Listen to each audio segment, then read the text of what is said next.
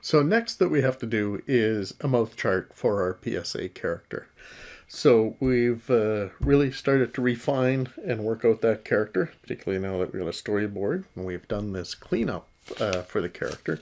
Now when I did my cleanup, I did the character a good size, but what we need to do when we're going to actually do just the mouths, we should try and make that as big as we can. So I'm going back to one of my roughs that I had done a number of different sizes. Again, I was using a photocopier. You can blow this up on your system or a printout if you got a printer. But what we need to do, and let me zoom in here, is get rid of the one mouth that we have there because we want to explore a bunch of different mouth shapes to work out lip sync as well as expression and such. So what I've done, I blew this up and I erased out where that mouth was in the first place.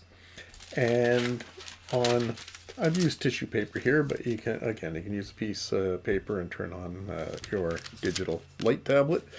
But I started putting in and experimenting on, just different mouth shapes. So here's more of that generic closed mouth. Here he's looking a little bit sadder, grumpier, what have you. Looking at working out if he opens his mouth. So where the arrows are, I'm kind of pointing out where the teeth are inside his mouth. And then that jaw opening. And we can see inside and a little bit of tongue inside there. So the reason why I have the arrows here is that whenever you have the mouth open and closed and you have different expressions and things, it's important to keep those upper teeth, because they're attached to our skull, keep them in the same place so they don't disappear or shift around or do anything funny. We see that a lot in animated shows, 2D shows. Think of The Simpsons, Family Guy, any of these. They kind of have these teeth disappear and kind of move around. But ultimately, we'd like to keep them planted in the one spot. So kind of what we expect. But anyways, trying some different mouth shapes. So here is pronouncing the letter F. So having the upper teeth clamp down on the bottom lip. So that's why we kind of have these kind of ripples, wrinkles here. And if you accentuate that when you say letters, I like practicing them and exaggeration. Kind of go F, and they kind of have those front teeth clamp down on that jaw, on that bottom lip, and then a big ooh sound. So again, depending on how cartoony your character is, the more you can kind of push some of these shapes. Here's the letter L. So when you say L, and if you're saying, again, if you exaggerate, you'll see that the tongue presses up against the back of the front teeth to get that L sound. So having all their teeth helps us in pronunciating. So whenever you get somebody with a lisp, it's usually because they don't have the front teeth or whatever, and the tongue isn't actually going against those the back of the front teeth. Another one here, TH. So the. It's similar. You can use the same one with the tongue against the back teeth, but sometimes L is a little different from the. And we can use the same one, but in some cases people kind of like having the tongue kind of sticking out but up against those upper teeth. So that's another option. So we want to explore all these and find out. So here's kind of the upper and bottom teeth clenching together. That kind of works out for the letter E. Because when you say the letter E and you really accentuate it, it's kind of like a smile.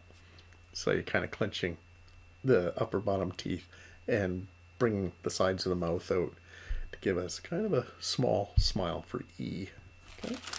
So those are things that we can play around with. So I was working on some more. Same idea, having a much kind of a yelling mouth. So we can do mouths that are particularly specifically for lip sync and doing some additional for expression and other sounds other than for dialogue. Okay, so we can customize this to make it work for our film specifically. Okay, so what I've done is I took and cleaned up a head from this size. Again, trying to make it as big as I can, but I still want them to all fit on a letter size, 8.5 by 11, so that I can get about 12 heads on there. So I cleaned that up, and again, kind of traced that back and started working on more mouth shapes and getting them sorted out a bit more. This one here, we have a closed mouth shape, so it's just kind of at neutral. Kind of like what we did with the stretch character and the morph method. We kept the just the line as the zero mouth kind of that will go from there. And the same with this one, kind of the closed one, where there's no real expressions, just closed. But for certain letters like B and M and P, we really squish down on the mouth. So this is what I was coming up with this one to give us more of a, even more of an accentuated clinching of the lips, so they can pop into the B and the M and the P to get those to really work. Okay, and then various open mouths, and even here I thought, well, the character for mine, I think I really want to have a smile because he really gets excited about having to take a picture or whatever. So I want to have an expression that works, that wasn't necessarily dialogue. So working that out. Okay, so once I had this, I started working on, and here's my finished page. So I started tracing that back. This is where I turned on the light and traced over that head, and with all of my other mouths and bits and things, I did a nice cleanup. So to go through what I'd like to see on this, the 12 heads here, let me just zoom out so you can see the whole sheet here when I'm after. There we go. Is all the mouth shapes we need for lip sync, and then a couple extras for expression. Now I really don't use anger in mine, but I threw it in case you have that for an expression for your character. But you can customize and make this how you like it. But what I wanted to go over is start with the closed mouth, and then just the upper teeth, just the mouth open enough to see the upper teeth. So, and that's for letters C, D, G. Then this is that closed mouth for M, B, M, and P, and then E. There's that kind of small smile for E. For L and TH, I'm just going with that tongue against the back teeth. You can explore and play with to see if you want to have that tongue sticking out for the TH and have a separate one for L and TH. And it's up to your character. The more realistic, the more subtle you're going to be. The more cartoony, the bigger you can go and exaggerate. Okay, here's a U sound. So somewhat lips kind of sticking out and a somewhat round mouth shape. But here's that ooh. So that really sticks out further out, and a smaller little circle for that ooh sound or O sound. Okay. So I've got a couple here. AI, so an open mouth. Then AH, so I've made it a little more where I can see the upper teeth, and then we're looking inside the mouth and the tongue, and a little bit more of an opening here. So it just gives you more options to be switching these mouths around, and you might even use some of these to smooth out the action from one to another. So they're all usable, and we'll play with them once we get in the material ID. And here's that clenching of the teeth down the bottom lip, the F, V, and the PH, which also has that F sound to it. There's the ooh, the smile, and then the anger. Okay, so that's what we're really looking for to be working on. You'll see later when we start prepping this to create the material ID for your character. There's a whole Photoshop method of tracing these off, and we want to do those as high a res as possible. So the bigger we can do these mouths, the better and the more successful it is in the final project. So what we're going to be working on this week as well is our hot character. And I've already done mouths, supplied those, so we can actually practice the material ID and see it working. And in the animation class, so this was my setting up to do those mouths. And for whatever reason I can't find, I guess I did it some time ago, I can't find my sheet that had all of the heads drawn out. I think it's because I probably did it in Photoshop and didn't draw them all out. So, but here's the final, and this is a color, which we'll end up with. But just to see that it's the same idea. But the Hawk being more superhero, he doesn't have too many exaggerated mouth shapes, because I'm trying to get him more comic booky, somewhat more realistic than my other character, who's a little bit more cartoony. But anyway, there's that closed mouth, that upper teeth kind of smile for C, D, and G. There's that little pierced lips, a little more closed than my closed one for B, M, and P. The smile, little smile there, upper and lower teeth for the E. L and TH with that tongue up against the back of the teeth. There's U, so it's a smaller mouth, but with the upper teeth, different from the O, which is a little rounder, a little smaller, no teeth in it. AI, AH, so there's open, a little more open where I could see the tongue in here. There's the F and V, and could add the PH to that, where you can see the upper teeth clench down on the lip.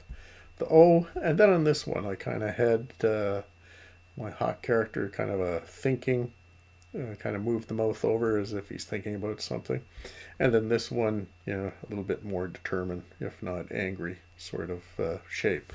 So those ones we're going to have to work with that are already existing, and we'll go through that you can use for the hot character. Now, if you need other expression mouths and things, you'll have to go in and Photoshop and add these mouths into the setup. We'll take a look at other samples on my canvas.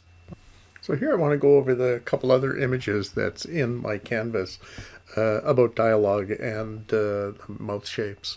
So the ones that we were doing, and I've shown at the beginning of the video the PSA character, and because we did that character 3/4 view, the mouths are 3/4 view. This example is very good with other mouth shapes and really cartoony, exaggerated, but they're from the front view and the side view. So again, not ones that I wanted us to get into, because you can see the complication that you'd have to do all your mouths from different angles if you've got your character at different angles. But this is a good one to really take a look at dialogue and the mouth shapes. So going through, here they go through vowels and consonants, if you're how good your English is or understand what those are. But here's that AI. So we have a larger mouth, and there's those upper teeth. Yeah, there we go. Let me try and get this at a proper size here. There's that E, kind of that open smile. They've got it open. I had mine come more clinched for the E sound. So again, there's variations to all of it. So here's an O sound, but very big and oblong in height here. So they're really stretching out. You can see the stretch and squash on the face from the E to the O. We don't quite have that with our character, although we can give some extension to the face. I'll go over that in animation when we go to start doing the mouths and taking a look, because we can use the FFD to actually distort our basic head shape and get it to fit the mouths if we have particularly big ones, because we don't want the mouths going outside of the head. So maybe we can modify them to make that work. Okay, and here's that ooh sound. So you can see that mouth coming out for ooh, and this is for O. And we come up here for, here's a whole bunch of consonants here that they're using. Here they're using that closed, just see that upper teeth here that I was showing with my character. Here they got U and W and Q. They have like a little O in here. So they got some differences in making that work. Okay, and there's that M, B, and P where they got that really clinched mouth here. Now, I don't know, they don't really give us one with just a natural mouth at rest, but here's that extended. So again, they really squashed the face and really stretched out the mouth. But you saw the options for the hawk and for my character to give you some ideas. So there's that L, and also they got D and that the TH. And they're, with these different views, you can kind of see that tongue at the back of the teeth working even better. And then F and V, there's that clinching down, the upper teeth clinching down on that bottom lip. So this is a good document to take a look at. This comes in really handy when in full 3D characters where you're building the character in a front view and side view. And this is a good reference for those real cartoony sort of mouth shapes when you're creating those mouths and facial features on a 3D character. Okay, and then over on this side, you take a look at that, and they're just showing the different mouth shapes as they're pronunciating some words here. So, hello, Pete. A fine day, isn't it? How are you? So you can see how they're using the different mouth shapes to really work with the dialogue, which we'll work on with Material ID. We've yet to review, but we will. We'll take a look at your morph method to see how those simple shapes can still be effective and pronounce that dialogue. But you can see where having, a real, teeth and tongue and even lips, that we can really sell the lip sync and make that work even better. So the next one that I have there, this is a mouth chart right out of a TV show. This was a Disney show called Kim Possible. And here's a very simple 2D character. But there are those mouths. So they just label them alphabetically A, B, C all the way through, but you can see the shapes we were talking about. There's that neutral closed mouth. Here's more of that E sort of sound. Here are those open mouths for those shapes. Here's that more U shape or shape. And there's that U or O shape going on. There's the F clinching down, and there's a much wider open mouth. You can see they've extended the jaw down, but even though the mouth is almost not even staying on the face, but we want to make sure that the mouth is contained in the face area. Okay, so hopefully these give you some ideas, some different styles and different looks here, and other people's solutions, as well as the ones that I've done for the hawk and my PSA character. But we can be creative and try some variations here to work with. Okay,